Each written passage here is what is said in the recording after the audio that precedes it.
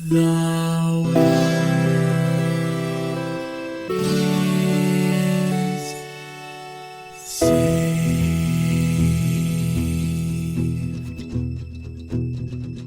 The living room's dark, save for light being cast from the big TV screen and the imminent sunrise that's teasing the one starry sky with whispers of morning.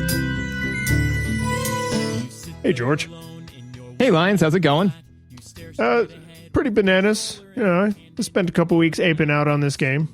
Oh yeah, man. I mean, this is bananas. BANANAS. So we're gonna go off track this early. I have young children, as some of our listeners probably know, and one of them, unfortunately, has gotten to the age of asking for kids bop music. Woo! And There's some inappropriate stuff in there. there's a lot of inappropriate stuff in there, but the insidious inappropriate stuff is stuff like what you just did, right? Because it's really easy to change that line to be like, this is bananas, BANANAS.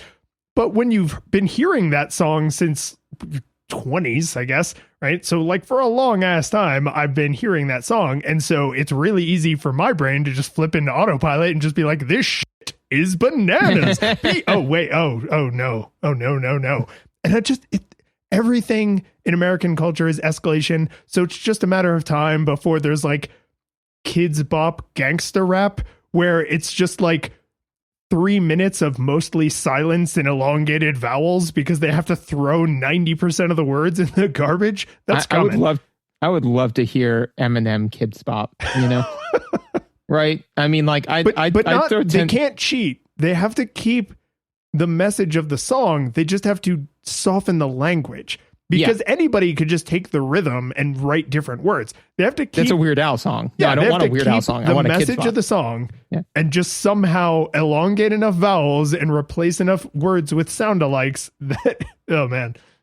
Yeah. Like the real Slim Shady. Yeah. No. Anyways. That feels like it'd be a weird challenge for like a college student, right? Like, oh, you want to go into a career in music. So like, here's a weird, like final project for you. Yep. Absolutely. But what do we play? We played Donkey Kong Country: Tropical Freeze. So this game originally came out in 2014 and I played on the Wii U and you played on the Switch, right? Yeah. Now, Wii U?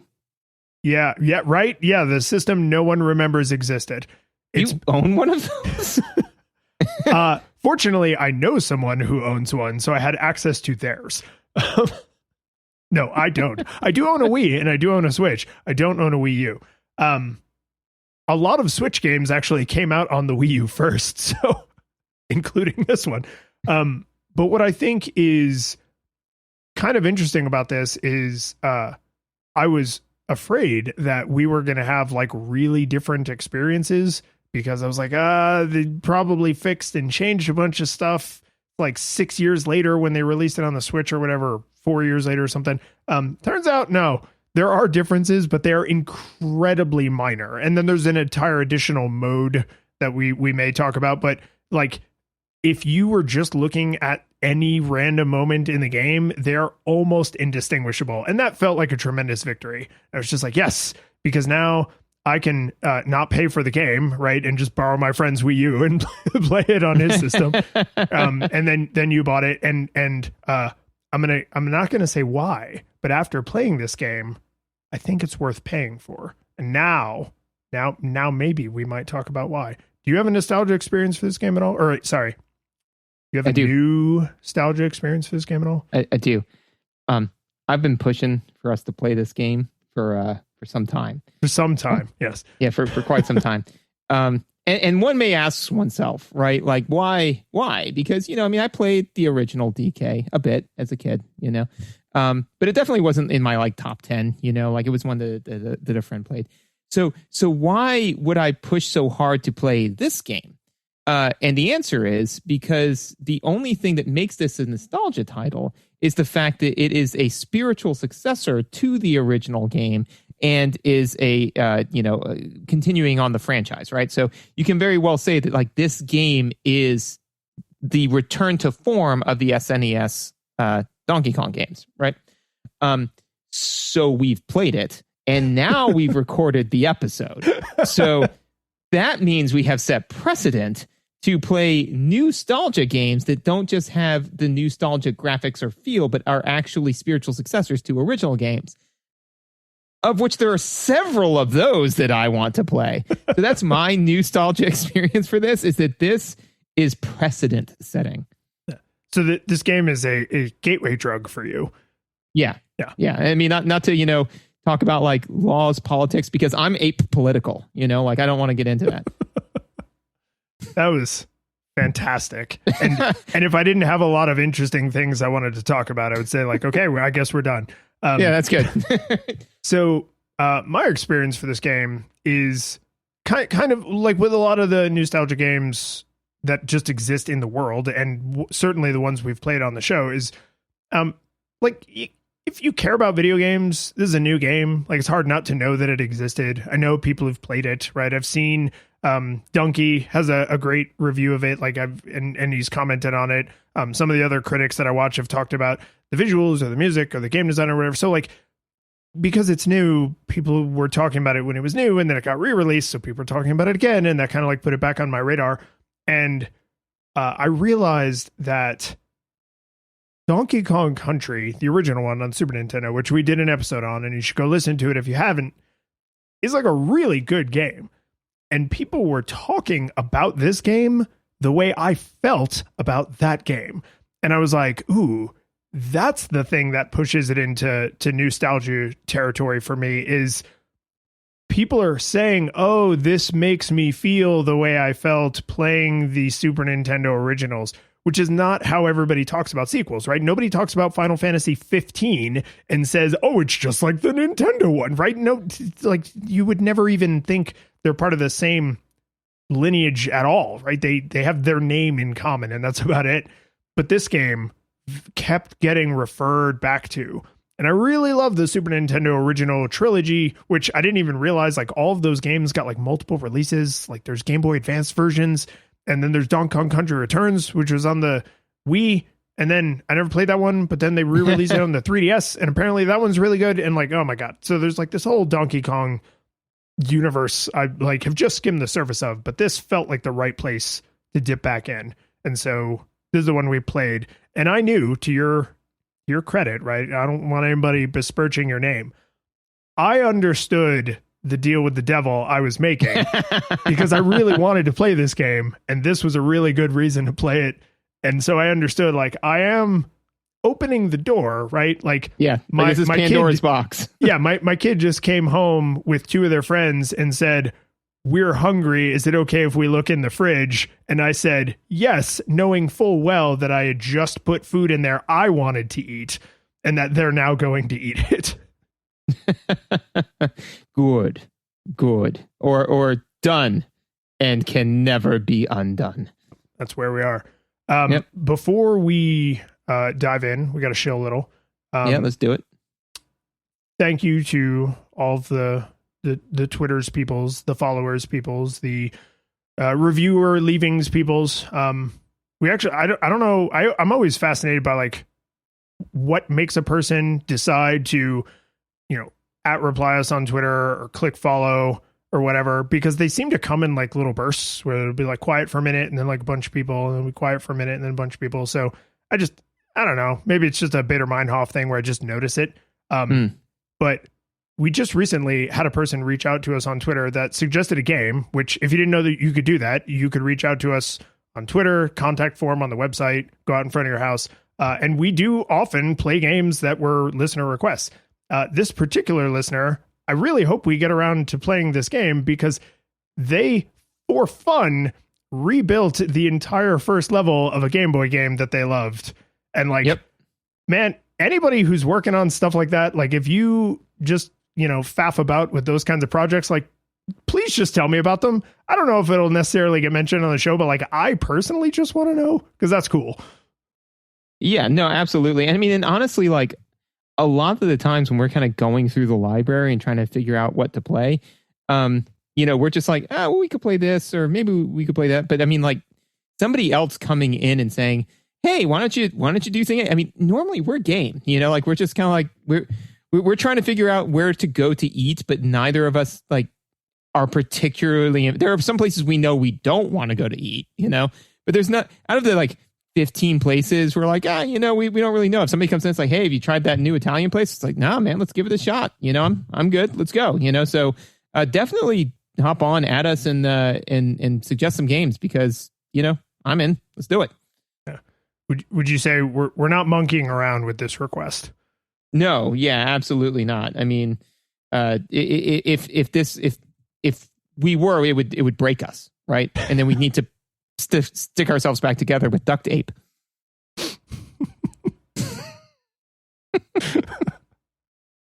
Not Gorilla Glue. Nope, duct tape. I'm sticking with it. Oh God. Okay. Anyway, one of the things we do is Patreon.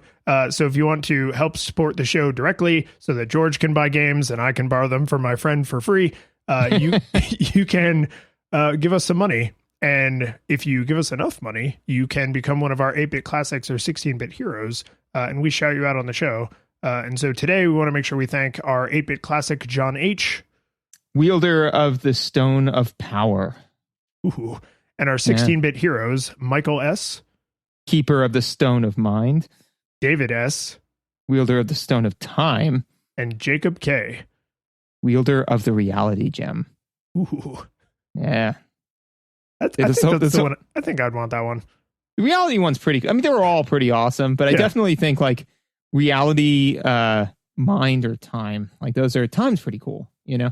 You know what? I'm not going to be selfish. Any unlimited superpower, I would be happy to have it. I don't need to get picky here. Yeah. No, that's fair. Yeah. Should we talk about the visuals with this game? Let's do that. They are stunning. Ridiculously stunning. Yeah. No, but it's interesting because they're gorgeous. They absolutely are. It's Nintendo, man. Nintendo knows what they're doing. They are gorgeous to the point where way more so than they even need to be. And I don't say that as like a bad thing of like, oh, like it's prettier than it needs to be. Like, no, I mean, they could have easily gotten away with maybe half of the fidelity that they threw at this, but they didn't phone it in. It looks gorgeous. It looks gorgeous at a distance. It looks gorgeous close up.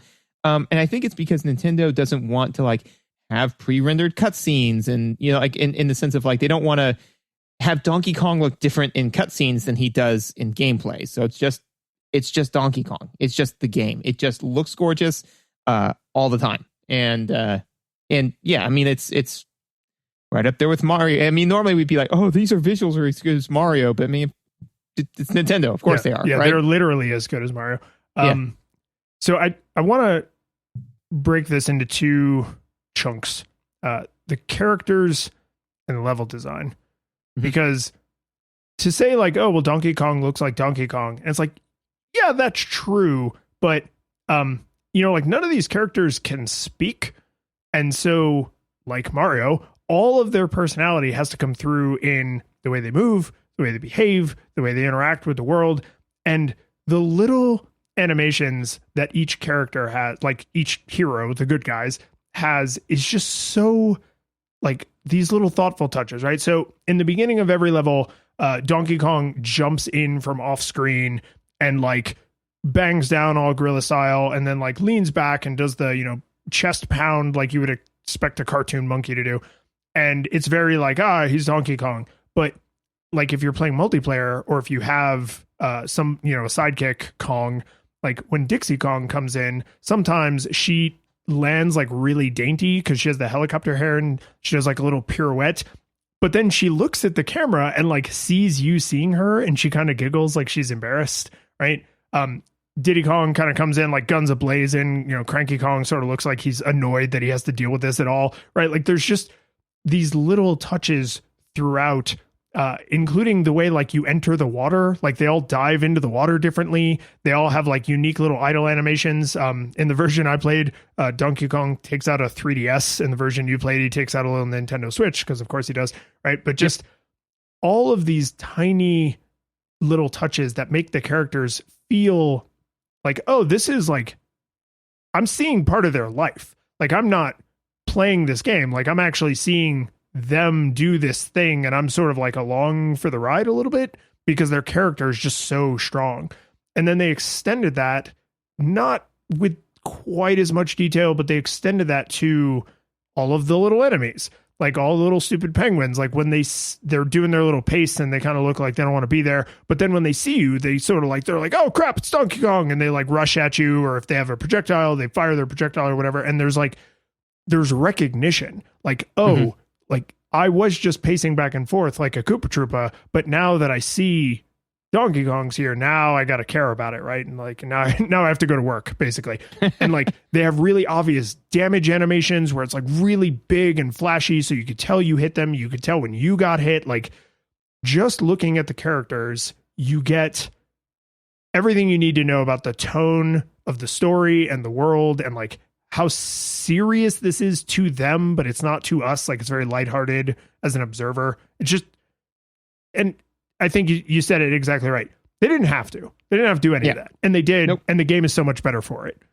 Agreed. To me, the visuals with the characterization very much so kind of harken back. One of the things I love about Steven Universe is the opening song, right? It says like, we are the crystal gems, we always save the day, and if you think we can't, we always find a way. And that show makes good on that promise, right? Is that, like, so even though things get really dark and really serious sometimes, like they always save the day. Like there's no point where like anybody like dies inalterably, anything like that. This game is like that to me, in the way that the visuals are their commitment to you, that it's not going to get too dark or too serious, so even though this is very serious for the Kongs, like, it was DK's birthday, man, and he didn't even have to eat his apricots. He was eating bananas, right? Like, which is what he always wanted. You got anything for me? No? Okay. Nope. So anyway, you got something to say? So anyway, they got blown away. So like you said, for them, it's like, no, we need to take back our home, take back our land.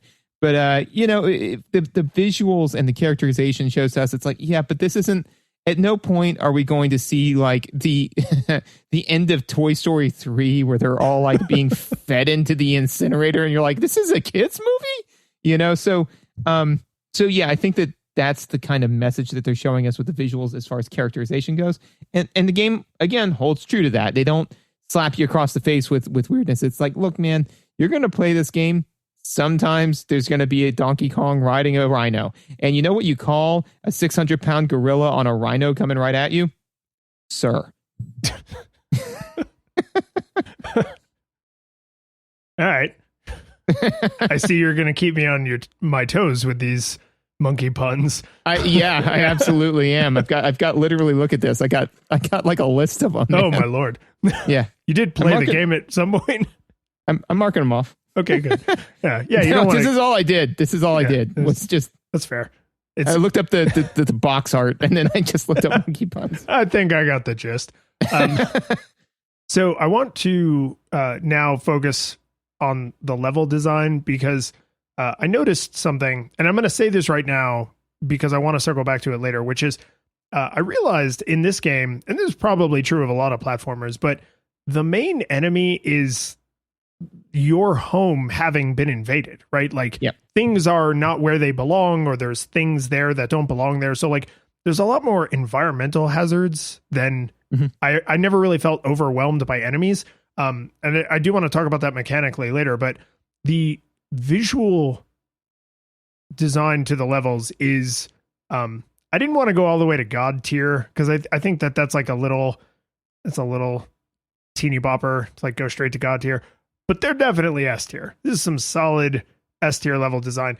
And I had a realization probably about halfway through the game, because I really sunk a lot of my attention the last couple weeks into this. So I did manage to finish it and then even go back and play some more. you really need to play this game twice. You need to play the game once, and then you need to watch somebody else play it, because the amount of stuff going on in the background that you can't pay attention to because you have to keep your attention on the foreground is staggering. There's little hints about like where you're being invaded and what the bad guys are changing in the world, like in the background. There's little clues about where some of the secret things are in the levels, all hidden in the background. Sometimes there's just believable backgrounds, like, oh yeah, there's trees, or there's like more of like the wine making equipment, because there's like a whole wine making area that's seems dumb as hell, but is really awesome.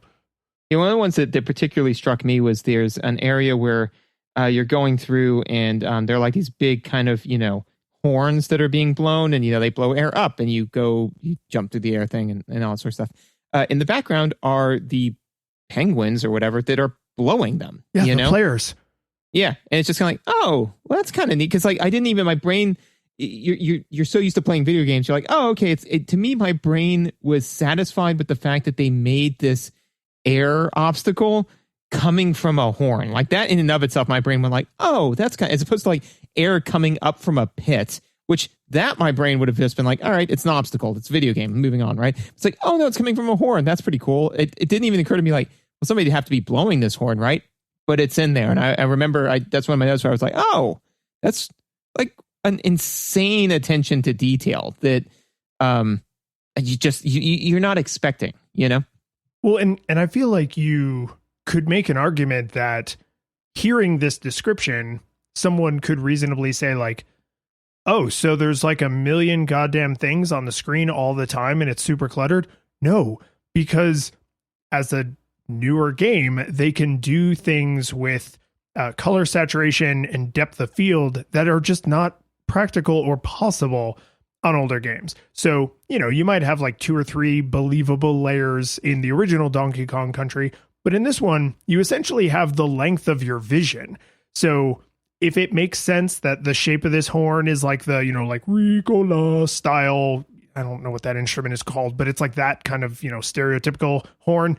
Yeah, there'd be a player based on the orientation of the bell. The player would have to be standing over there. And look, there's a little penguin playing the horn right where they should be, right? And the fact that the final boss actually uses that horn, so like 4 whole worlds later, you have to deal with that in a different capacity where he's in the background and he's launching stuff into the foreground instead of the player being in the background and the horn part being in the foreground. Like, it's freaking real, like how much little attention there is to the world, even though that's not where your attention as the player needs to be, or where, as you said, you expect it to be. But just why not? Like, they have the processing power. They clearly thought out the world on paper. And so why not represent it so that if you pause or put the controller down and you just look at the screen, or if, and I am very serious saying like, watch someone else play it so you can just stare at the background, like it makes everything feel believable. I understand it's a ridiculous video game, but you know what I mean? Like the world feels coherent and consistent in a way that frankly, no one is demanding. But now that it's here, like if they ever made another Donkey Kong Country game, I'd be like, well, Tropical Freeze is your new floor. Like now you got to either stay at that level or ideally somehow go up. Well, and the question is, do they realize the deal with the devil they were making when they made this game, right? I certainly hope so. Yeah, right. And actually it's interesting. So, and I'll get into this more in mechanics, but Teddy is actually he is now of an age where he can kind of play this game. In fact, one fun little side story was at one point I got stuck in an area because my cycle time was I got to play, and then Lizzie got to hold the controller for 1 minute, and then Teddy got to play, then I got to play, right? So there's a fair amount of time, between like my iterations for this particular thing. And so I tried thing A, it didn't work, tried thing B, it didn't work. And by the time I was getting ready to try thing C, Teddy cleared from like the checkpoint to the end, like 90% of the way there, and just duffed like the final one, which was further than I had gotten. And And then all of a sudden, like Teddy's like, all right, Daddy, your turn. I'm like, all right, here we go. Okay. And I beat it. And Teddy was like, oh, I wanted to beat it. I'm like, yeah, unfortunately, Teddy, it was really important to Dad that he beat that. Like, sorry, champ, but 10 minutes ago it was a video game and now my pride's on the line. So here we are. I don't love you that much. But that being said, is that the visuals are clean enough and clear enough that Teddy can play it, I mean, like, as far as like, where do you need to go to speak on like the level design, right? Where do you need to go? How do you need to get there? What things are destructible? What things are not, all of that is intuitive to a 5-year-old, right? And this is something that, again, not to go too far afield, but this is a great exemplar because a lot of times in jobs and in work, when people say, oh, well, it just takes time. It takes time to train these people. You gotta train people. They gotta know what they're doing. It just takes time to train them. And I'm like, okay, can you play Donkey Kong Tropical Freeze? And the answer would be yes. And it's like, cool. Who trained you on how to play this? And the answer is nobody. I just picked up the controller, pressed a couple of buttons, figured it out, and then was able to play the whole game. It's like, exactly, because the game is that intuitive. That being said, is there are definite times too when they call out and they say like, hey, press this button here. It will help you, right? I will say that for whatever reason, I could never really, or for the time I played, I never really internalized the pile visual, which is to say that the piles of stuff that you have to roll through, that never really pinged me as like, interact with this thing, Like, so especially because I remember in one area where you have to roll through like hedges to like clip the hair of the thing to make the smile happen for it to move, super didn't internalize that. Died a couple of times trying to figure out like, what am I supposed to do? And then I was like, oh, rolling through this grass will cause me to clip the grass, Yeah. So that I don't think that was the game. I think that was more so on me, but I definitely struggled to internalize that visual as a way to interact with the universe. So I would say, generally speaking, and to try and keep this as rooted in visuals as possible, this game is not a collect-a-thon, but there's a lot of crap to collect, right? Think about some of the Mario games that have like way more coins just because collecting coins is fun, right? Donkey Kong Country is and continues to be that with bananas. But there's also the Kong letters. There's also puzzle pieces. The puzzle pieces. There's alternative exits but only in some levels, right? That unlock other levels. And coins. Yeah, the coins, which you can then use to go buy other stuff. And I say all that in visuals to say, you kind of could ignore almost all of that, right? So if you don't internalize a mechanic deeply enough to use it to ferret out secrets, that probably won't stop you from finishing the game, but it will stop you from like 100%ing the game, or maybe getting into all the nooks and crannies that you might otherwise. And I agree with you that there were a couple times, I didn't have a problem with the grass. The thing I had the problem with was in the winery level, there's like, you see a little bit of it's kind of like a pumpkin fruit thing. I don't know what it is, but like the thing they're pressing into wine, before the platform shoots up out of the bottom of the screen, there's a little like splash animation. And that splash animation to me was too far before when you actually are supposed to jump on the platform. And that's like a side effect of my games literacy, right? Is like, I would see that visual and be like, platform. And I would just like over aggressively jump into nothingness and then die. And so there were only a couple of times in the whole game where I felt like, oh, that visual wasn't particularly clear.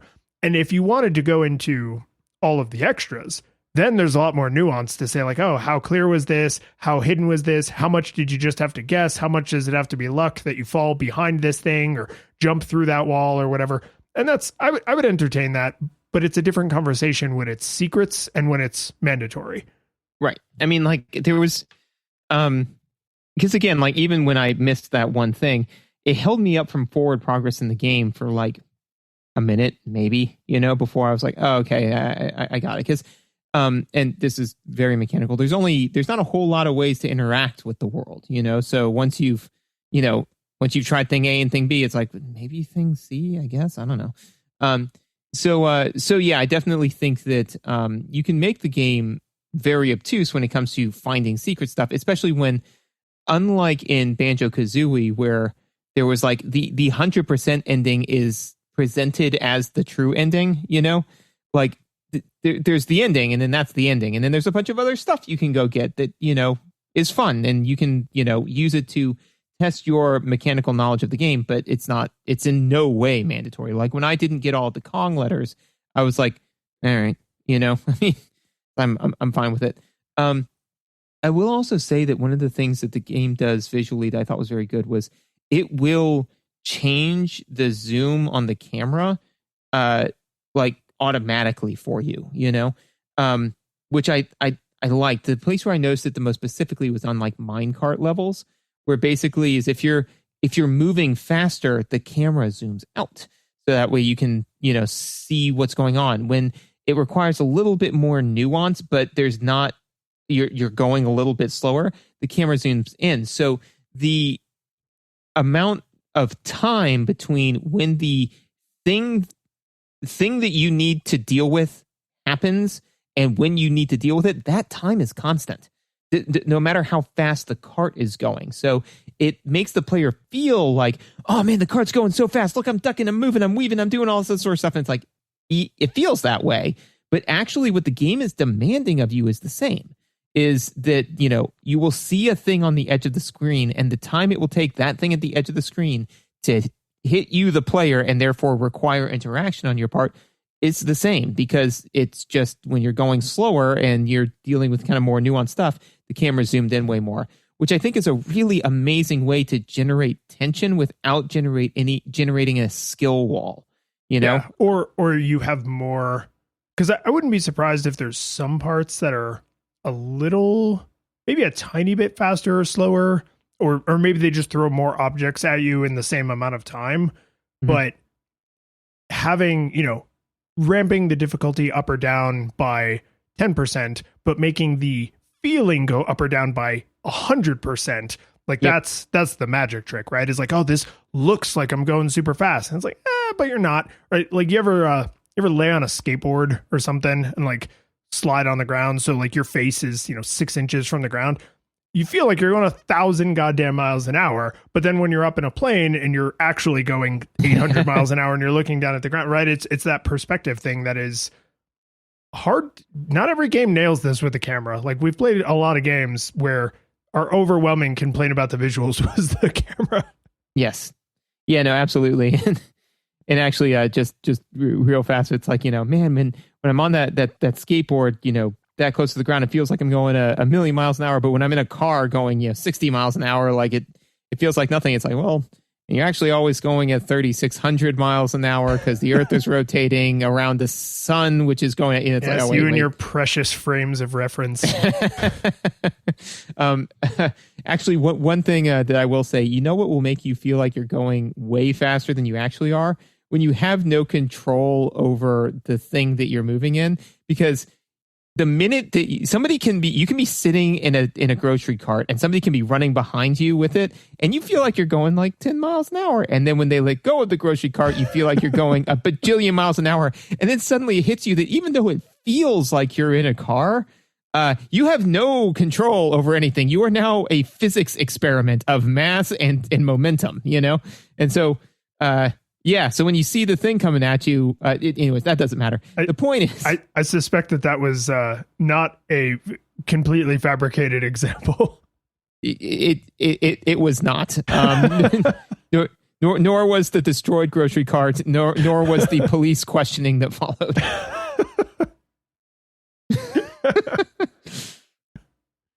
And there is no good explanation. Yeah, no, I would way rather leave this up to people's imaginations. Please say no more.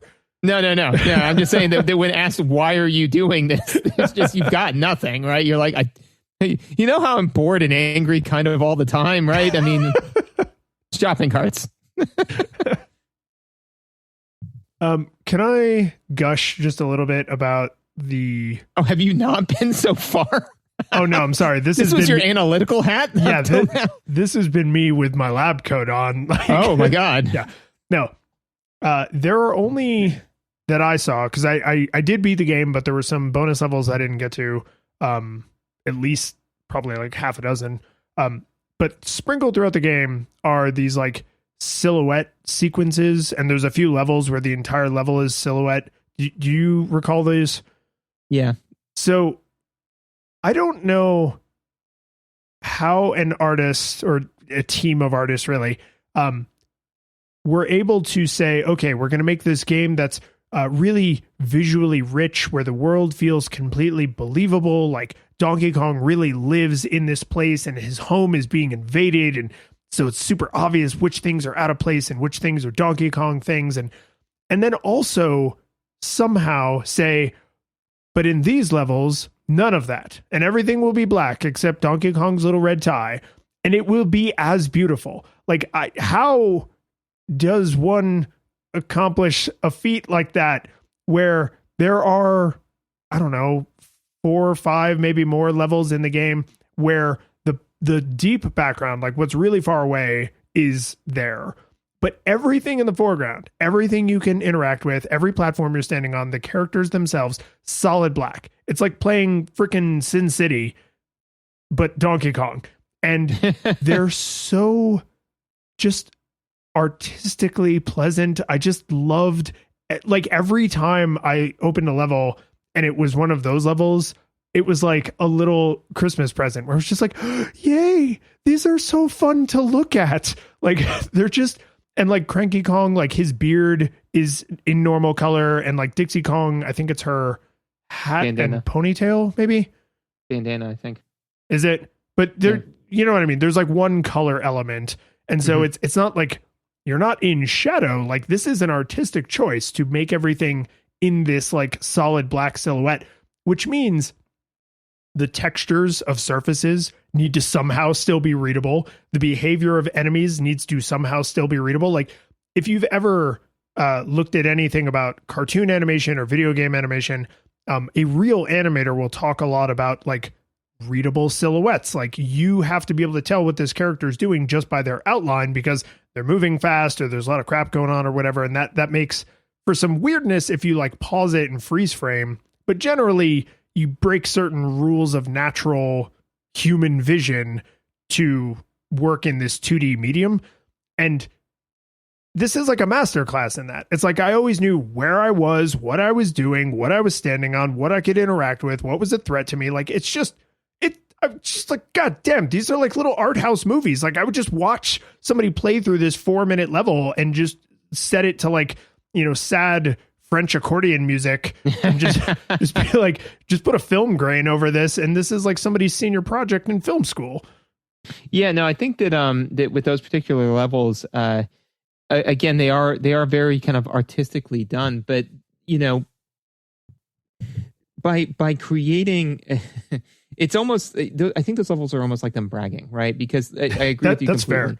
fair. You know, because I mean, like they like you said, is that you have to have a clean silhouette, right? I mean, if you don't do that, then enemies will get conflated really, really easily, right? So normally the only time when you don't have that is when you're using palette swapping, which does have some reasons to do that, as we've discussed, but a lot of the times it's because people don't want to spend more on art assets, right?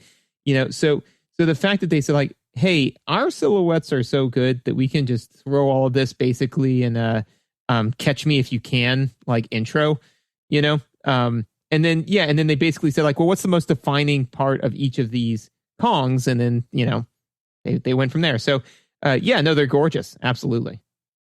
And I don't want to go too much into some of the mechanical things that I noticed happen with the silhouette levels. I'm gonna try to remember to circle back on that, but aside from me just gushing more about the visuals in this game, I'm ready to segue into audio. The only last visual thing that I had was that, and this is such a minor gripe, but you know, I was playing through his Donkey Kong.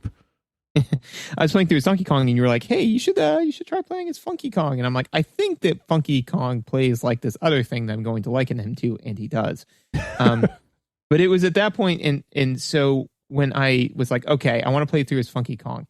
So they were like, well, do you want to play as in funky mode, or do you want to play in normal mode? I was like, well, I want to I want to play in normal mode as Funky Kong. And they're like, nah, you can't do that. And I was like, okay, back out. I'll play in funky mode as Funky Kong. Okay. And then I realized that intro cutscene that is very beautiful and very, very fun to watch is unskippable. So yes. And I was like, is. I'm like, why, man? Like, it's like, you just didn't quite stick the landing. And again, it's such a minor thing. Like, does it impact your ability to play the game? No, because chances are when you're playing it, you're not reviewing it. So you're not starting the game 3 different ways under 3 different conditions to scientifically test what's under the hood. So is it going to impact your way to play it? No. Why isn't it skippable? I have no idea. Yeah. 'Cause it's not like you're playing this thing for the plot. It's not like not knowing what the plot is going to negatively impact your ability to play the game. Yeah, this game has 2 like fully cinematic cutscenes that I know of. The one at the very beginning and the one at the very end. And there's a lot of little like canned animations, like all those little character things I was talking about. But in an incredibly bizarre coincidence, I also realized you couldn't skip the opening cutscene because I started playing and then I screwed up my save file. Nice. And so then I had to start the game over, and I was like, I'm gonna skip through this, and I couldn't. And then, like, literally before I was able to do anything, I had to get up and walk away from the game and like go deal with the problem. And then I came back and I turned the game back on, and I was like, oh, because I hadn't actually started a level, like my save didn't get written to disk. So I started a new save again and started the cutscene. And I was like, oh, I just watched you twice. I don't want to do this. I don't want to watch you. And it's like, I mean, I'm with you. It's the tiniest of little nitpicks, but I was just like, what a choice. Let me hit start twice, Yeah. But anyway, so yes, audio. I really do think that the audio to this is, I mean, again, it's obviously amazing, but you know why? Because it was written by DK and he's a Silverbach. I mean, that's fair. I didn't think it would make you, I didn't think it would make you particularly cranky if I told you that these ditties are very funky. Oh man, nicely done. Nicely done. No, I mean, I could take all of them and make a mixed ape on them, like it's. That was my favorite so far. But yours was good because it was like in universe. Like mine's more generic, but yeah, we're both playing to our strengths. Good music's really good. Music's really good. Music's really good. And I realized listening to it that I remember being very effusive about the music in Donkey Kong Country. And I remember talking to some friends after we recorded that episode and being like, oh, this music is so good. I forgot how good the music in Donkey Kong Country is. And several of them came back with, oh, I love the music in Donkey Kong Country 2 or 3 even more. And then we played this one and I was like, oh, this is they wrote this check in the original Donkey Kong Country. They were like, we're going to have real toe tappers. Like, this game will be known for its music.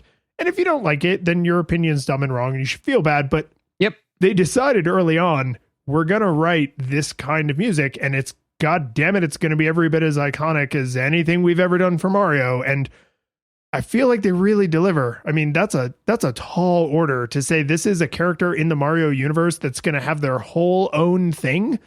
And they won't people won't be playing this game and thinking like, oh, I should have played Mario. Like down to the songs, down to the underwater music, for God's sake. Like the underwater music in this game is good. How do you even? Yeah, I wonder if it's like, Nintendo kind of being like, all right, the very first thing that we had was Jumpman versus Donkey Kong, and man, like we really played off this Donkey Kong thing, like we really did him wrong, so now he needs to be like as good as Mario. We need to right the ship. But yeah, no, it's beautiful music. It absolutely, all of them are, because I mean, this is supposed to be a fun kind of tropical adventure. So, all of the music is kind of themed to that. Is that the music is it's fun. It's very fun, upbeat. yeah, like I could imagine listening to this at, like while in a hammock sipping on a Mai Tai, like on a beach somewhere, like and just listening to this, it would feel appropriate. But no, I mean the music is absolutely gorgeous.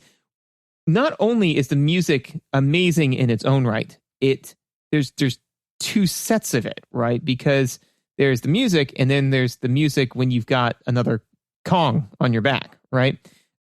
Just like in Yoshi. So just like Yoshi in Super Mario World, and that's awesome because it, of course, lets you know that, hey, I've got, even if you're just sitting there and you look away for a second, or if you're looking at the environment and not Donkey Kong, you immediately know that what state you're in, but also it just adds an additional layer to the music, which is fantastic.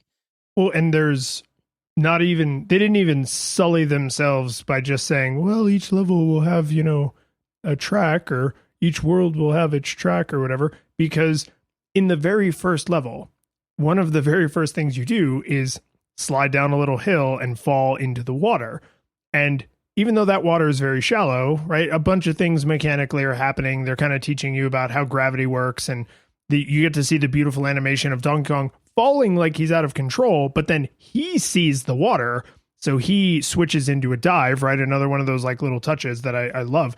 But when you're underwater, it switches to the underwater music, which is the same melody as the underwater music in the original Donkey Kong Country, which, as an old person, just made the pleasure centers of my brain just light up like 4th of July. I was just like, oh, I know this. I got that reference. I like this, right? Like, it was just very pleasant. And the music throughout, there's a lot of, I guess, familiar like Donkey Kong Country melodies that they've probably been reusing for the entire series. But then there's also a lot of original music just to this game. And the fact that, like, if you're in a level, like in one of the cave kind of indoory levels, it's the rocket, which I realized is the controls for helicopter, where you press A to go up and then you just do nothing to descend. And that's all you can do. You can't go left or right or up or down or back in time. And I really appreciated that those vehicles have their own music. So the level has its music, but then when you get onto the vehicle music starts. And if you have your extra Kong, then you get like that extra layer of like drum tracks or the additional instrument or whatever it might be. And it's just like, again, so like, oh, okay, this game's got, 30 levels. And it's like, okay, 30 levels. It's like, so we got to write 30 songs. And it's like, no, you dumbass. Is this your first day? Most of the levels only have one song, but a bunch of them have two. Sometimes you can start and stop the music by going in and out of the water, which means those tracks have to blend into each other nicely. Also, all of the additional characters are going to add on additional instruments, so we have to account for all of that in all of those other compositions. So it's just like, why? Why did you put in all this effort? Because it was the right thing to do. Yeah, because it made for, and it's definitely one of those, you didn't notice it, but your brain did, like you do notice it, you or more specifically, and this is something that I am by no means an artist, but one of the things that I noticed with the little forays into game development art that I've done is that you very rarely notice the presence of a nice touch. You notice its absence, So like literally when I was doing some pixel art I was just kind of like, man, if I put one pixel out of place or in the wrong place, you're going to notice it. If I get them all in the right place, it just looks normal, right? If I, don't size this image correctly, or if this is cut off at a weird angle or at a rear sided, or if I don't feather this correctly, it's going to look wrong. If I do everything perfectly, then it will just seem correct, and this game is an exemplar of that. I think this is also a great exemplar of what a AAA game can do if they're just trying to make a 2D platformer, right? They're not trying to make like some big, immersive, procedurally generated, 3-dimensional world bending. Like, it's just like, no, man. Open world with crafting and RPG elements. And also there's vehicles and also. And it's like, no. Yeah, it's like, nope. Pick one thing and do that thing. And do it really well. So one of the other things that I believe is done very well is the sound effects, right? So the sound effects never compete with the music, right? They're always, they're very, very distinctive in the sense that you would never conflate the picking up a banana noise to the slamming down on an object noise. But the volume of those things is all very low compared to the music, right? So at no point are you trying to hear the music over what it is that you're doing. So the sound effects make you aware of how you're interacting with the world, but they don't compete with your immersion in the world, if that kind of makes sense. It does. And I also feel like the sound effects have a lot of thought put into their duration. Like the picking up a banana noise makes no sense because it sounds kind of like two wooden tokens. It's like a little like tink sort of noise. But it's really short because it's good that you know that happened, but it's not going to kill you, right? Whereas when you hit an enemy, it's like a badunk, and it's like a much more dramatic, extended. You have more time to notice that sound happened, essentially, right? So you've got the visual feedback, but then the audio feedback is a lot more like, hey, yes, you did indeed hit that enemy, or grab onto that thing, or the barrel exploded, right? Like the explosion noise is a pretty protracted, like, and it's, very cartoony and extended. But those are the noises that if you don't know those noises are happening, you might miss a jump or fall in a pit or get murdered by an enemy or whatever. So like having those be a little longer and more drawn out, and then having like, oh, you picked up a thing, just being like, ta-da, like, you got it, you got the coin, you got a banana, like that's good, but you're not gonna win or lose based on getting that single banana, most likely. Right. No, agreed. And yeah, I can't think of too many places where there's a whole lot of sound effects to let you know about, things that you would not have gotten visually. But again, the sound effects kind of help build the world. They kind of help, like springs sound like springs, and that's great. But they're not, like they're not like this insane cartoon thing. They just help flesh out the world. So as usual, I don't have a tremendous amount in the audio other than it gels very well together. So I played this game start to finish co-op, and then I did a lot of my like side playing solo. And the biggest difference that meant for the audio portion of our program is when I was playing co-op, I did not have headphones on, and when I was playing solo, I had headphones on. And there are as many little audio touches as there are visual touches. And honestly, they're subtle. Like they're so subtle that I kind of took my headphones off at one point and turned the volume on my television way up. And I was like, geez, even really listening for some of this stuff, it is hard to pick up on TV speakers. On headphones, or maybe if you have like a super boss surround sound system or something, you would notice it. But the best example I can think of to encapsulate this is each of the Kongs is pretty different in scale, right? Like Donkey Kong is massive and Dixie Kong and Diddy Kong are little monkeys, right? So they sound like the correct weight.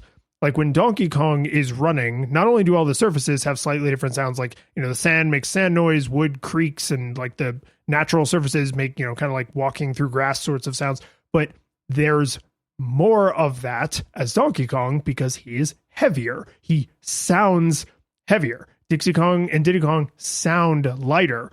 Cranky Kong makes like, it's a cartoony pogo noise, but it's like only he makes that cartoony pogo noise when he does his little, Zelda 2 Scrooge McDuck thing. I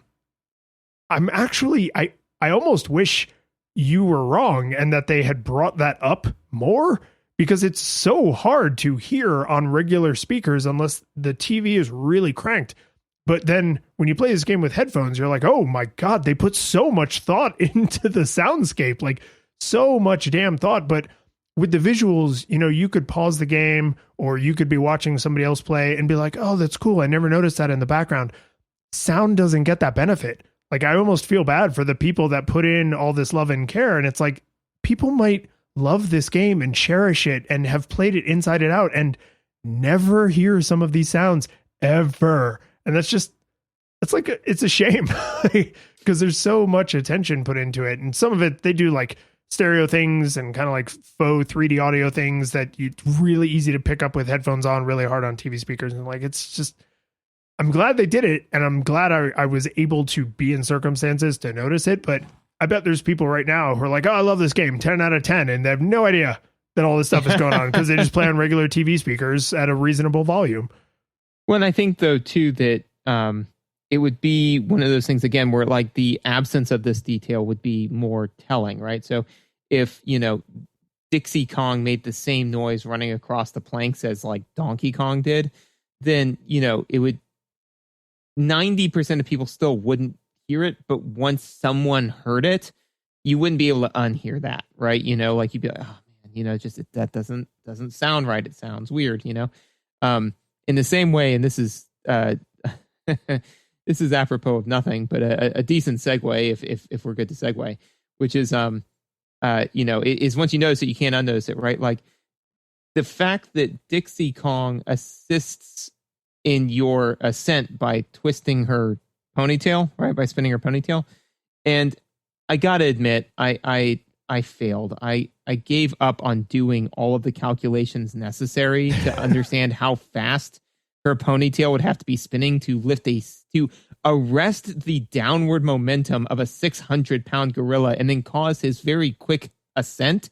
But I am guessing just off the top of my head that she snapped her neck like a while ago, I mean, I just presume it's magical hair.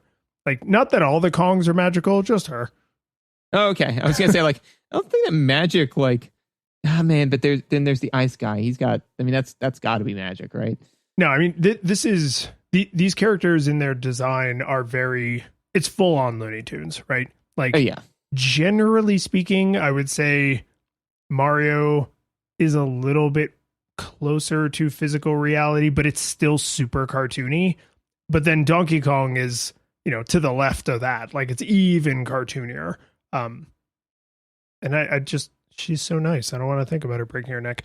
I do actually have one other thing that I wanted to get your thoughts on with the audio, because I suspect, given the circumstances you were playing under and what I was just saying about the volume, you probably did not notice this on your own because you probably didn't have the volume up loud enough to notice it.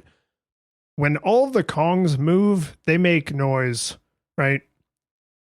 As far as I could tell, when the enemies move, they don't make noise. The enemies make noise when they see you. So when they go from patrol to hostile, that is when they make noise.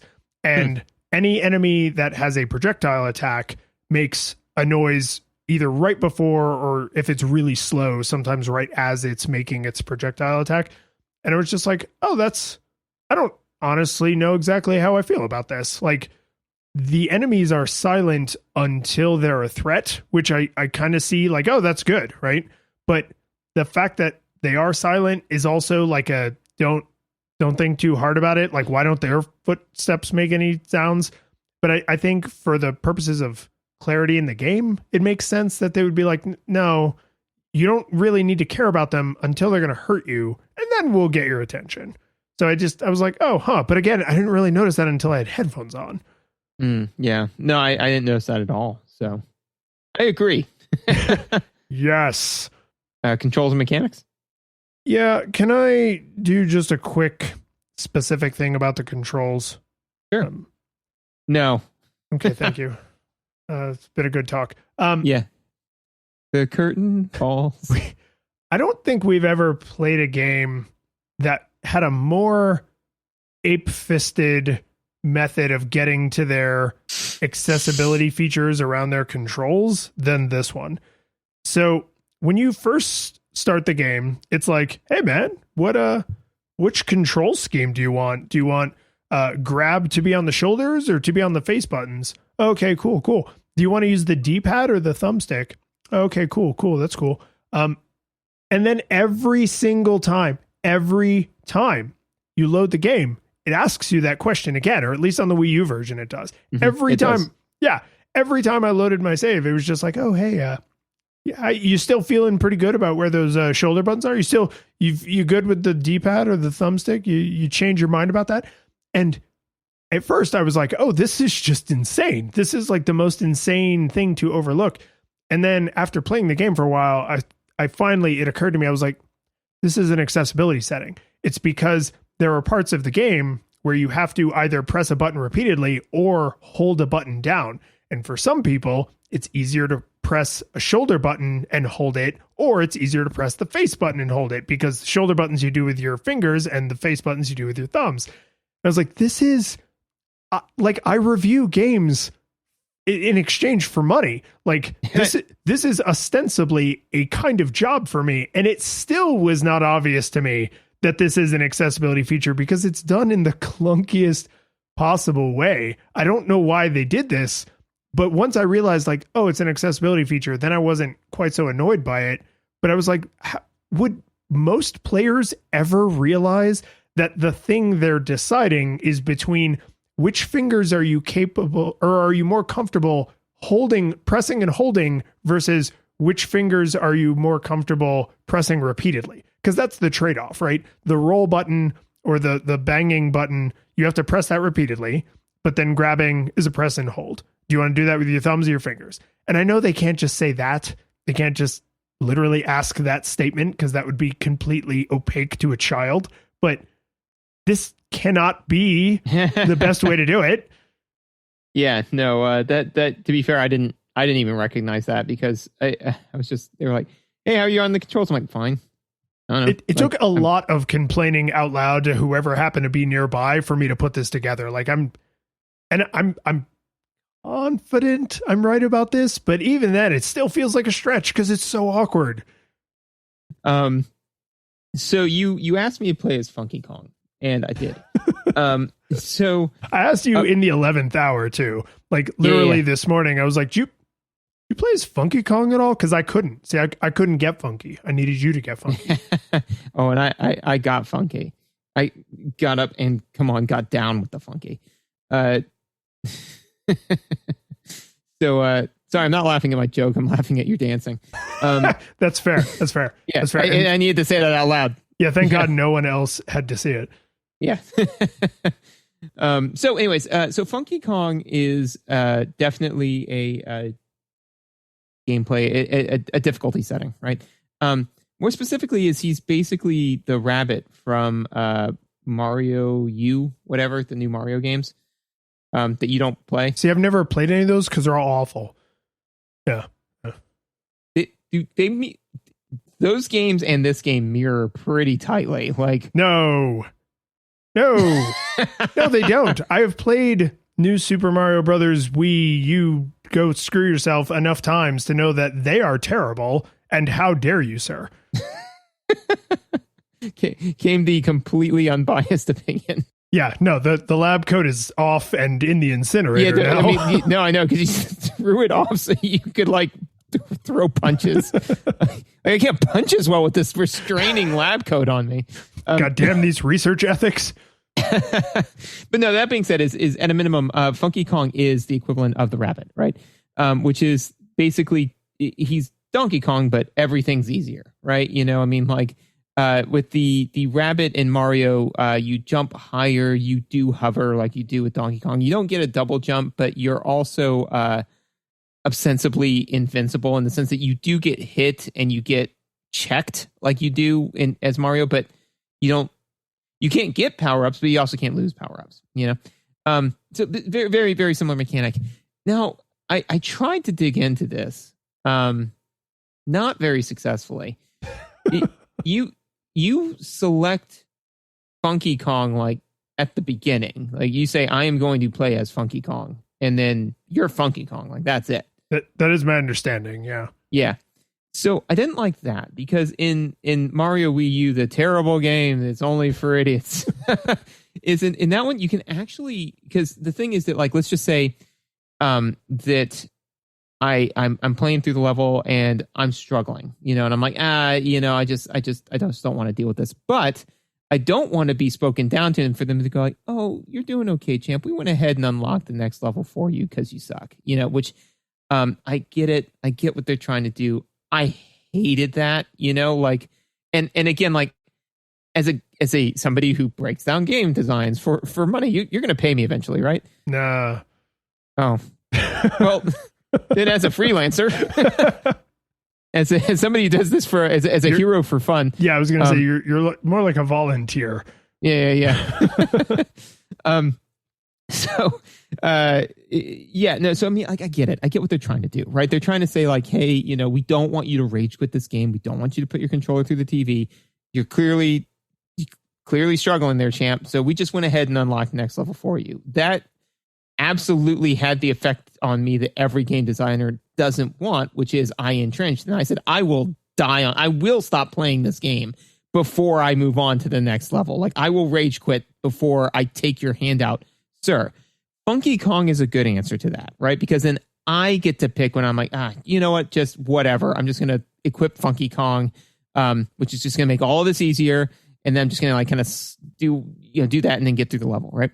But you can't do that. You have to make a decision on the difficulty setting you want to play before you've played the game, which is like a cardinal sin. Like, you're not supposed to do that, In the Mario games, you can switch between characters whenever you want, So you can absolutely say like, this level's really kicking my butt. I'm going to play through as the rabbit and I'm done, Also, too, the downside to just being Funky Kong is it means that you can't switch off characters between levels, right? Which is what I would do with Teddy and the rabbit in Mario, is that when he was playing, he would play as the rabbit. And then when it was my turn, I would play as Mario because I'm not a child.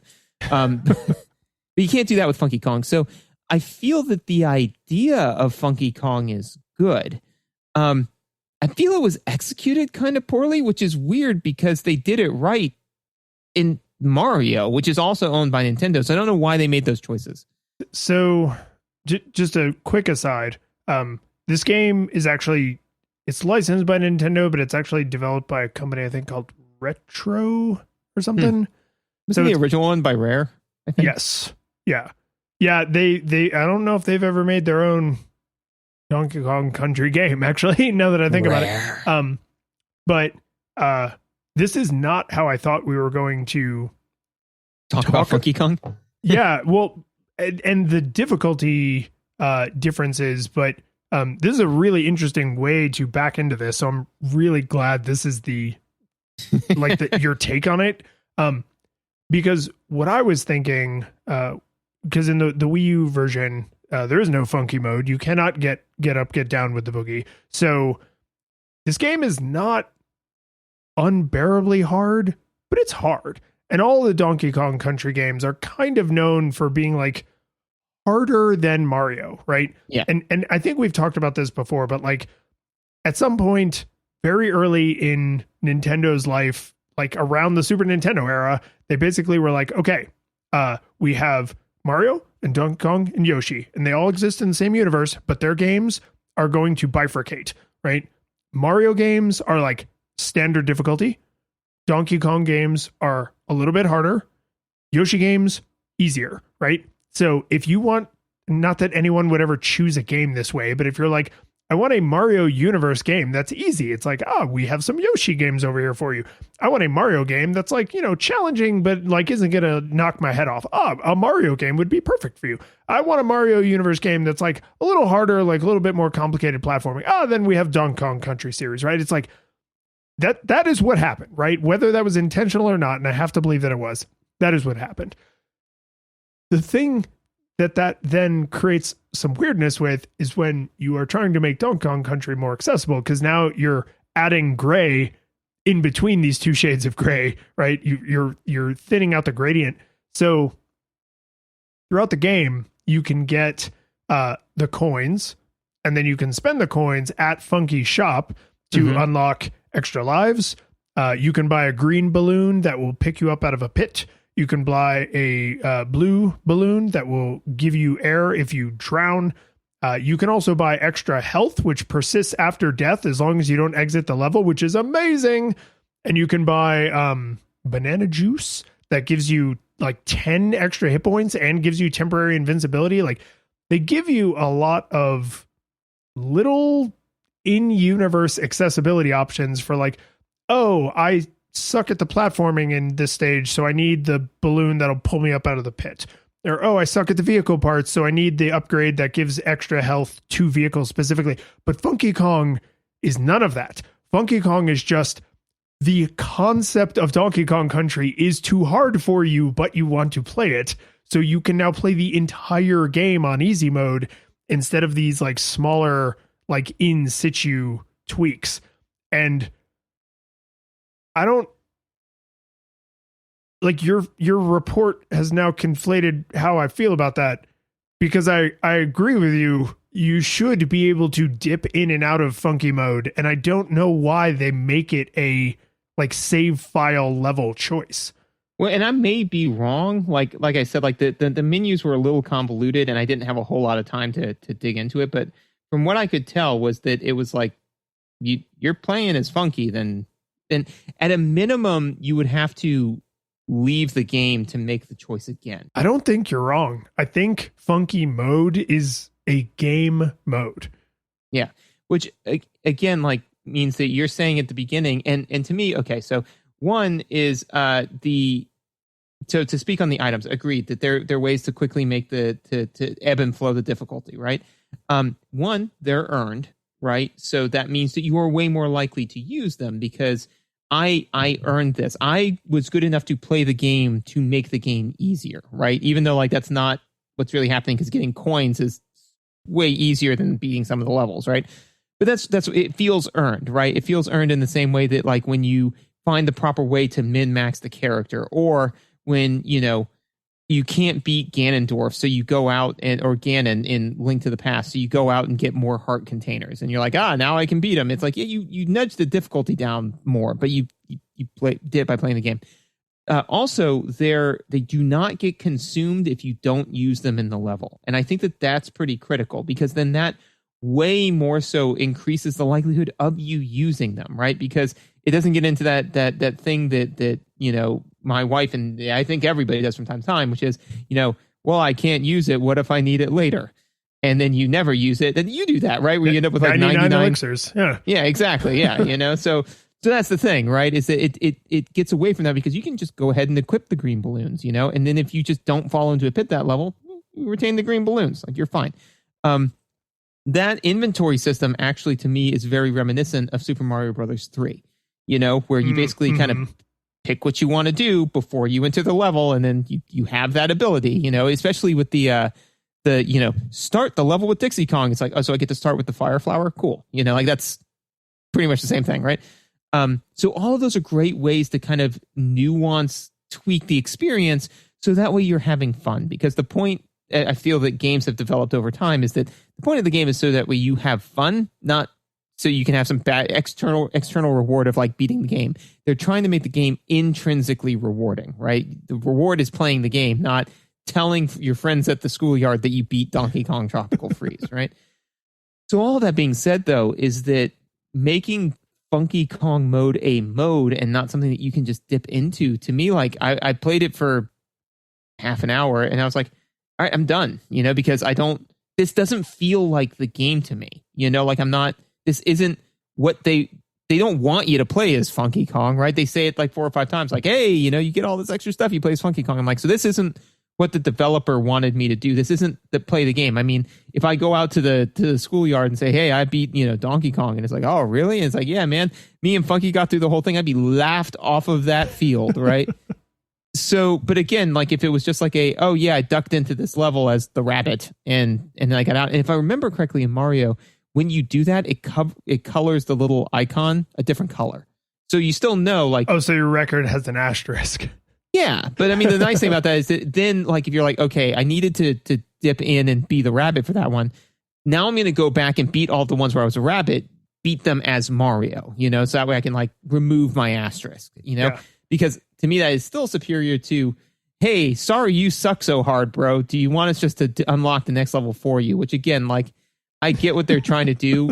That was all right. And then I'll stop monologuing here in a second. But like, there was a time when I was in my youth when I had imbibed of the alcohols too liberally, and I was I was spending my evening at that point reliving some of my past choices by having hands and knees on the ground of a turf, right, like outside, right, in someone's yard, right, just kind of viscerally rethinking some of my decisions as they recurred upon me, right, in reverse. So whilst that was happening, somebody was, one of our friends was trying to rub my back, just try to make me feel better. They were just trying to be there, right? And what I tried to relate to them was, as you are rubbing my back, it is slowly rocking me side to side, which is making me nauseous. Please stop. What I said was, when you touch me, it makes me vomit. So she got all upset and left. And at the time, I had no idea why, because I thought I had been very eloquent. This is the game version of that, right? Like, I know what they're trying to say to me, but they said, when you touch me, it makes me vomit. And I'm like, screw you, man, Yeah. I mean, having the one true difficulty, which is more or less what most Mario games do, what most Mega Man games do, right? Like, this is the game we designed, and if it's too hard for you, we're sorry, and if it's too easy for you, we're sorry, but this is the game we made. Hopefully you think it's fun. And there's little, bits of gray. There's, getting the extra energy tanks, or, getting the armor upgrades or whatever. And like, that stuff should be there. It absolutely should. This feels, now that we have been ripping it to shreds way more than I honestly expected. Hey man, no, it's good. It's a good review, right? Because we're not just sitting here singing its praises. We're saying, like, it did some things really, really well, did other things not so well. Yeah, no, this is, I'm really glad I asked you to try it out, because this was the principal difference between our two versions of the game, right? I didn't know that you didn't have it. Like, yeah, and I actually meant to mention it to you sooner and then just completely spaced on it. But this feels like they said, okay, we made this game for the Wii U. Really good game. Only like 6 people on Earth bought a Wii U. We're gonna port we're gonna port this game to the Switch, because a lot of people have Switches and they will probably buy and play this game because it's a really good game. We need to add something to make it feel like it's a re-release and not just a straight port.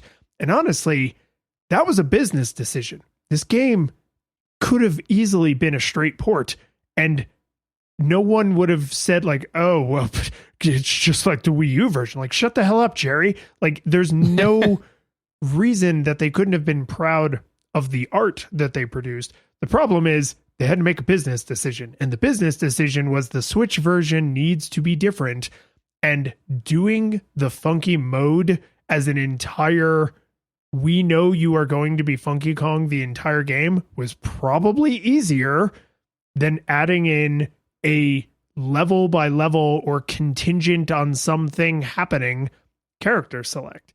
And that's, I mean, I'm speculating pretty wildly here, but when you think about the fact that this game is a re-release, that the funky mode was added, and sort of the, oh, you just need easy mode. Okay, I guess you're going to play the whole game on baby mode, big baby. Like, I doubt that that's the feeling they wanted. I doubt that the feeling they wanted was you have to play on baby mode, but that's kind of what they ended up doing for, players of a certain age. Yeah, I think that I agree with you that the decision feels not thought out, right? So and especially the fact that it was added to the Wii U version, I think that decision, I'm not sure if it was made from like a business standpoint where they were like, oh, well, we have to make it so that way it's not a straight port. But I do think that the decision was made without putting much thought into it. So whether it was like, we need to add this mode, or to me, what may have happened was that they said, hey, one of the complaints we got about Donkey Kong is that it's too difficult for younger children, right? So we've got, a bunch of parents that bought it for their kids, and kids under the age of 6 just can't even touch this game, well, let's just add an easy mode, and then they just added Funky Kong, moved on with life, right? Because it would not have taken too much additional labor or thought to just make it more nuanced. But I definitely think it was like we've got 15 projects in the works. We're re-releasing Donkey Kong on the Switch. We had this complaint. This addresses that issue. Move on with life, right? And then it's just like, yeah, but that doesn't actually work perfectly. And again, it is better. I think it is better to have the mode than to not have it. But I think that it's like, but man, if you just let me pick it level to level, then it would have been great. And especially when you have the 1-to-1 comparison of the rabbit from the Super Mario World, you're like, Nintendo, you did this right over here, and it's like, yeah, but like licensing, and it's like, no, wait, that makes sense, But yeah, as far as like additional mechanics notes, I've got a bunch of like relatively minor notes here.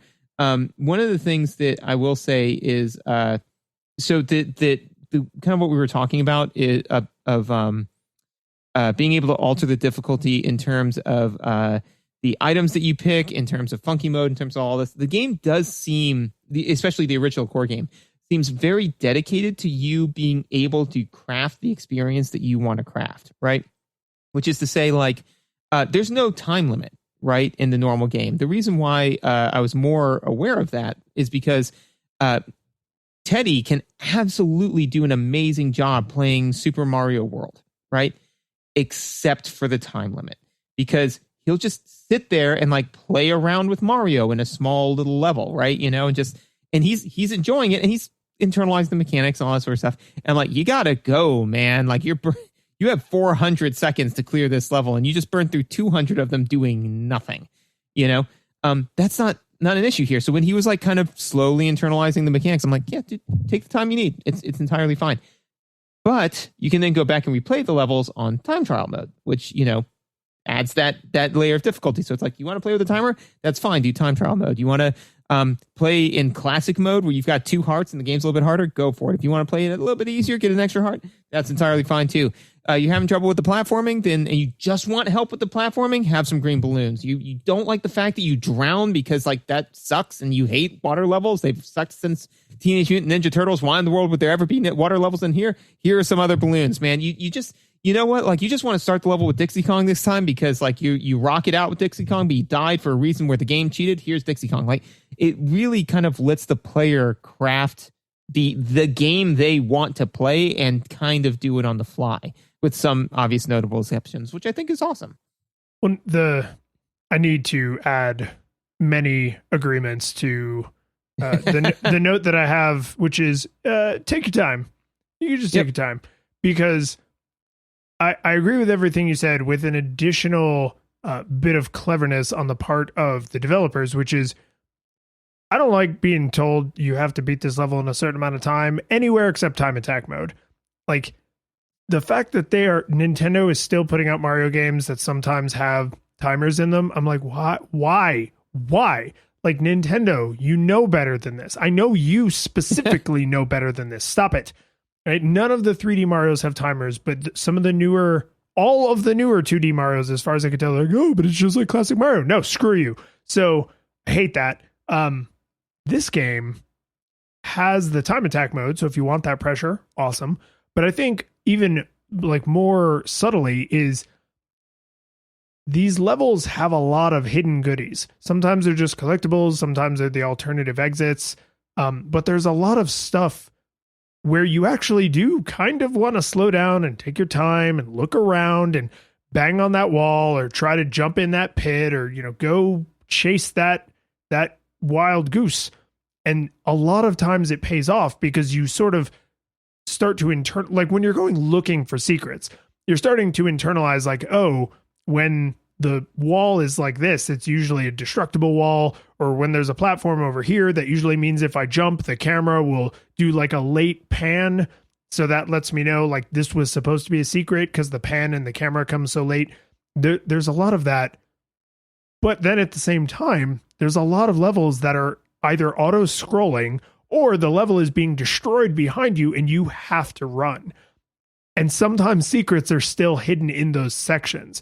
And so I thought there was this like really cool multi-layered, like, yeah, hey man, there isn't an imaginary clock floating up in the sky telling you what to do, because that's not how Donkey Kong works. That's how Mario works. Donkey Kong's world is way more fleshed out and like physically believable, like it could actually exist. And sometimes the world behind you is on fire and you need to keep moving forward. But that doesn't mean there aren't secrets to discover. It just means the world is on fire while you're looking for those secrets.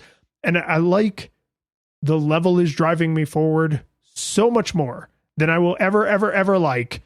There's a stupid imaginary clock floating up in the sky telling me what to do. So like this feels like a balance that really works for me, where most of the time I could take all the time in the world.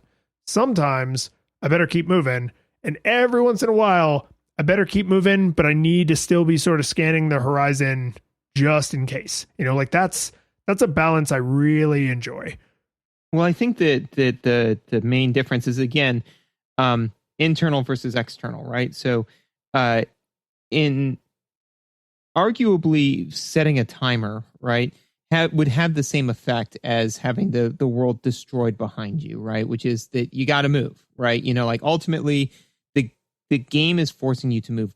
But when you're adding the external timer, it feels like your parents, like saying like, hey, you got to finish it in 400 seconds. If you don't finish it in 400 seconds, then you're just going to die. Like that's it. Like you don't get to play the game anymore. Like you're sitting there, you've got the timer, and it's like, man, either beat the level in this amount of time, or your big brother's going to take your controller from you, right? When the level's being destroyed behind you, it feels like that you being forced to consistently move forward is a necessity of the situation you've been put in.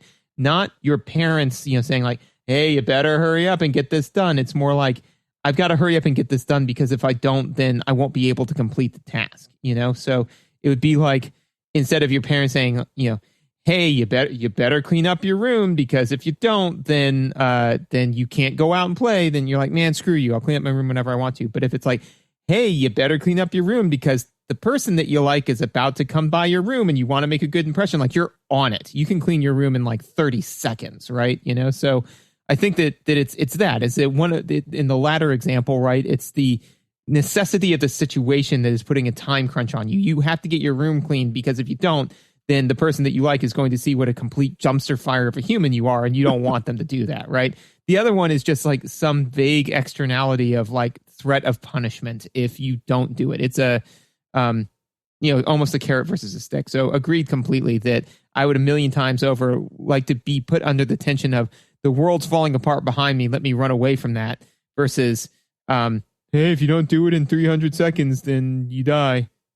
Well, I'm realizing too that there's a difference in kind, that I apparently have a strong preference for one over the other, which is like, imagine a typical 2D Mario level, right? And if you ran that level just, pedal on the floor the whole way, maybe that level can be finished in 50 seconds, right? But you have 400 seconds. That means you could run all the way to the end of the level and then sit there for the remaining 300 seconds, right? Or you could sit for 300 seconds at the beginning of the level and then sprint to the finish line.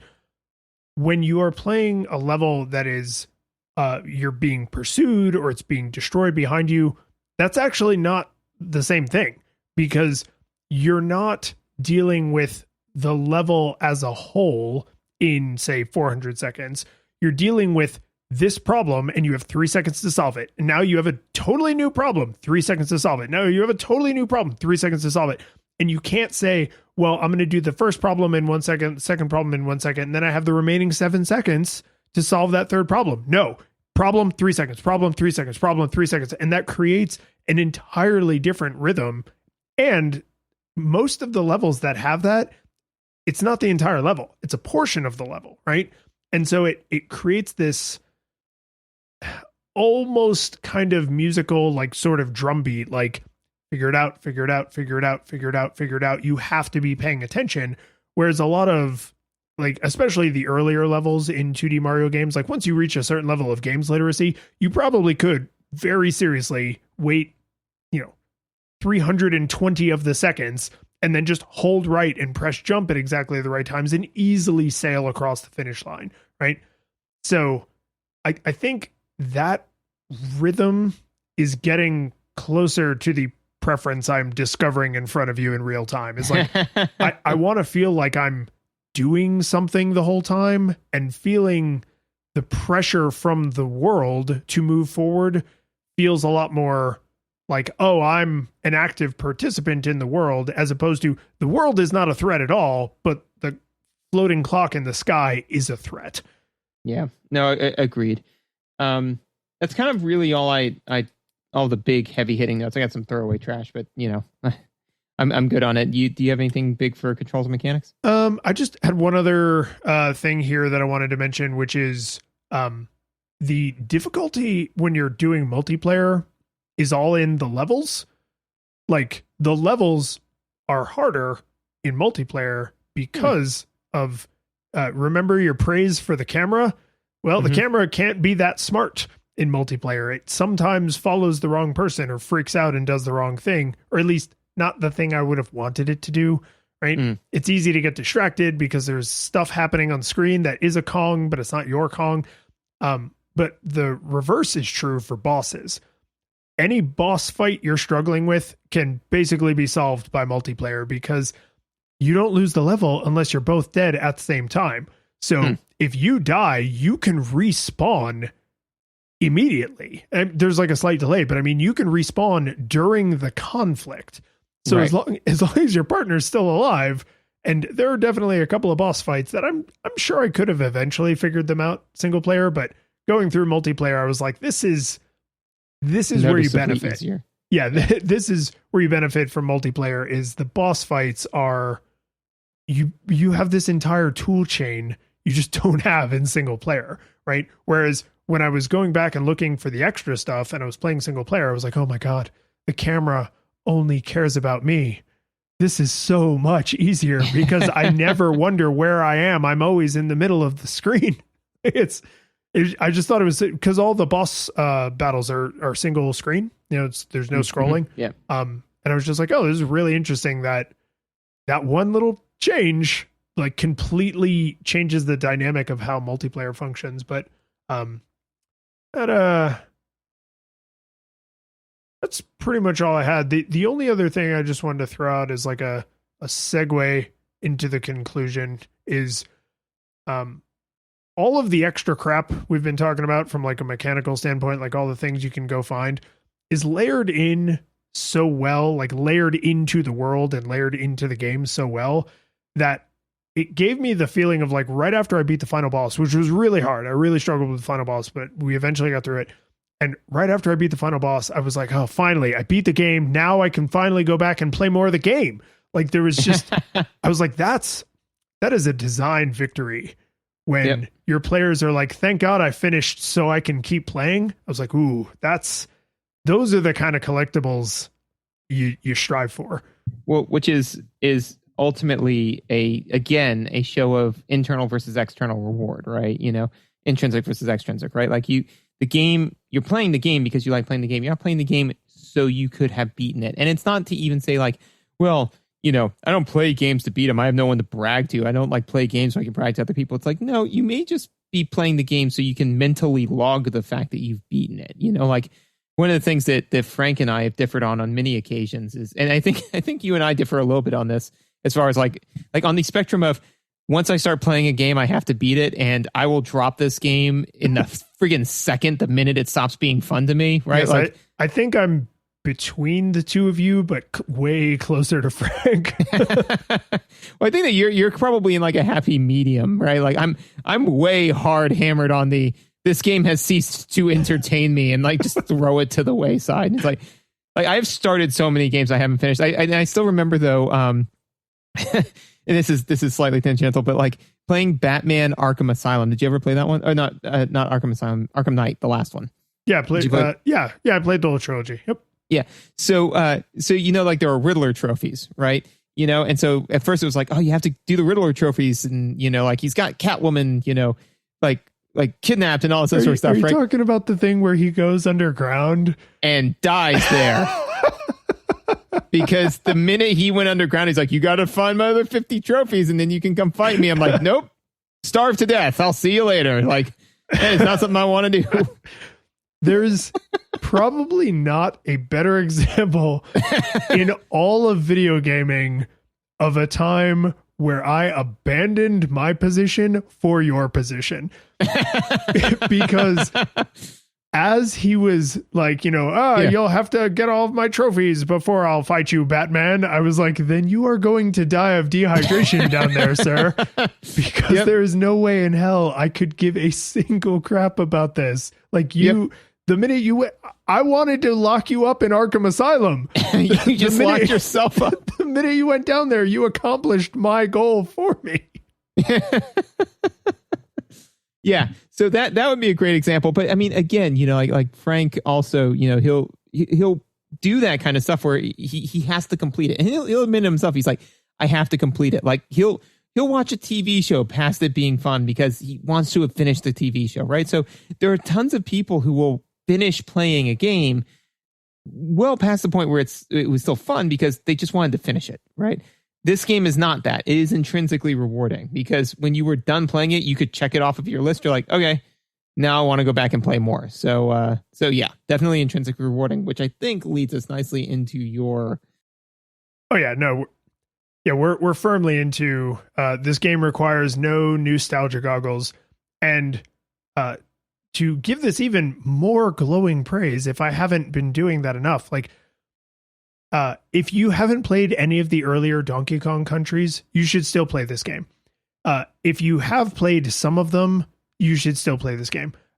If you play this one and you like it, maybe go back and play the ones on Super Nintendo and the one on 3DS, because they're not all this good, but there is a very obvious like lineage and quality trajectory, right? Like the earlier ones are really good and they just continued that goodness, and that's not an easy thing.